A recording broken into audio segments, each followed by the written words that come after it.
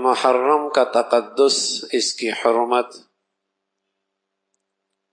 آپ علیہ الصلاۃ والسلام کے زمانے سے بھی پہلے کی چلی آ رہی ہے۔ یہودی 10 محرم کو روزہ رکھا کرتے تھے۔ آپ علیہ الصلاۃ والسلام مدینہ تشریف لائے، پتہ چلا کہ یہودی اس دن اس لیے روزہ رکھتے ہیں کہ ان کا نظریہ اور عقیدہ یہ ہے کہ موسیٰ علیہ الصلاۃ والسلام کو فرعون سے اس دن نجات ملی تھی،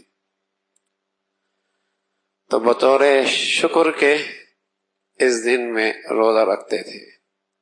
تو پیارے رسول صلی اللہ علیہ وسلم نے فرمایا، حضرت موسیٰ علیہ الصلاۃ والسلام سے محبت کا تعلق ہمیں ان سے زیادہ ہے، ہم بھی روزہ رکھیں گے، لیکن جہاں یہودی رکھ رہے ہمارا روزہ ان سے قدرے مختلف ہوگا، ہم 9 اور 10 کو رکھیں گے یا 10 اور 11 کو، تاکہ عبادت میں بھی ان سے فرق ہو جائے۔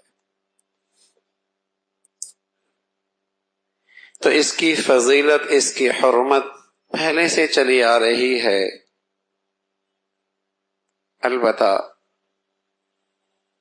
آپ علیہ الصلاۃ والسلام نے اس مہینے کے بارے میں 2 ہدایات دی ہیں۔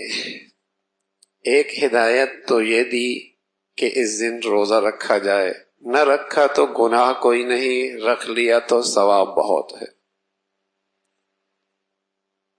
نہ رکھا تو گناہ کوئی نہیں، رکھ لیا تو ثواب بہت ہے۔ ترغیب یہ ملی کہ 9 10 رکھ لو یا 10 11 رکھ لو۔